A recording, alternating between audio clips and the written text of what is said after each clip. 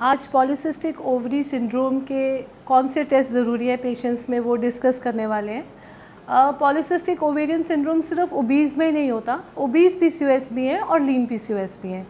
तो सभी पेशेंट्स में हमें बॉडी मास इंडेक्स, जो कि हम कैलकुलेटर्स हमारे पास नेट पे अवेलेबल हैं, जहाँ पे हम अपना हाइट और वेट डालते हैं और हम अपना बीएमआई कैलकुलेट कर लेते हैं, एंड वेस्ट हिप रेशो, दोनों रेशोज़ जो हैं वो इम्पॉर्टेंट हैं। अगर हम ब्लड मार्कर्स की बात करें तो हमें पीरियड के सेकेंड डे पे एफएसएच हार्मोन होता है, एलएच हार्मोन होता है और एएमएच है। उससे पता चल जाता है नॉर्मली एफएसएच और एलएच जो है उसमें एफएसएच ज़्यादा रहता है एलएच से, और पॉलीसिस्टिक ओवेरियन सिंड्रोम के पेशेंट्स में एलएच लेवल्स बहुत हाई होते हैं। सो एफएसएच एलएच रेशो जो है वो 1:1 हो सकती है, 1:2 हो सकती है, 1:3 हो सकती है। एलएच लेवल्स ज़्यादा होते हैं, इसीलिए इन पेशेंट्स में मेल हार्मोन भी ज़्यादा बनता है। So LH is more than FSH. जो सेकेंड टेस्ट इंपॉर्टेंट है वो है टेस्टोस्टेरॉन लेवल्स, कि आपके टेस्टोस्टेरॉन लेवल्स हाई हो सकते हैं।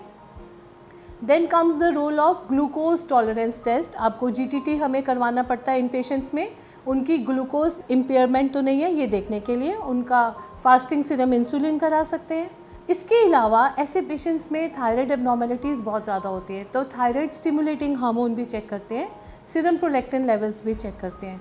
सो ये कुछ इन्वेस्टिगेशंस हैं जिससे हमें पता चल जाता है। But actually polycystic ovary syndrome का जो डायग्नोसिस है वो हिस्ट्री से ही बन जाता है।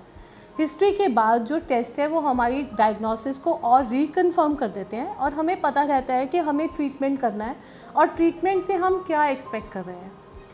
पॉलीसिस्टिक ओवेरियन सिंड्रोम के बारे में इतना हाइप है, हम इतना परेशान हो रहे हैं, सारे के सारे टीनेजर्स, मुझे मैम पीसीओएस हो गया, पता नहीं क्या हो गया। थोड़ा डरने की बात है, क्योंकि ये एक डिजीज़ है जो लॉन्ग टर्म है, इसकी लॉन्ग टर्म कॉम्प्लिकेशंस हो सकती हैं।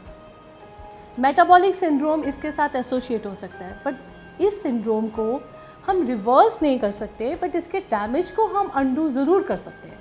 अगर हम अपना वेट मेंटेन करते हैं, अगर हम अपनी जंक फूड को अवॉइड करते हैं, अगर हम अपनी शुगर लेवल्स को कट डाउन करते हैं, अपना वेट कम करते हैं, प्रोटीन डाइट अच्छी लेते हैं, कुछ तरीके हैं जैसे हम मेडिटेशन करते हैं, अपनी क्रॉनिक इन्फ्लामेशंस के लिए योगा करते हैं, अपनी लाइफस्टाइल मैनेजमेंट करते हैं, तो हम काफ़ी हद तक अपनी डिजीज़ को कंट्रोल कर लेते हैं। और अगर हमें पीरियड्स इरेगुलरिटीज़ हैं तो हम अपनी हार्मोनल डेफिशिएंसीज़ को फुलफ़िल कर सकते हैं, जैसे कि हम अपने पीरियड का विड्रॉल ले सकते हैं प्रोजेस्टेरोन के साथ, या फिर हम कॉन्ट्रासेप्टिव पिल्स यूज़ कर सकते हैं अपने पीरियड्स को रेगुलेट करने के लिए। बट ये सब ट्रीटमेंट आपने खुद नहीं करनी है, आपने अपने जीपी को या अपने गायनेकोलॉजिस्ट को कंसल्ट करना है, and you can also consult us. I hope आपको आपकी कन्फ्यूजन्स को दूर करने के लिए ये सारी वीडियोज़ हेल्प करेंगी।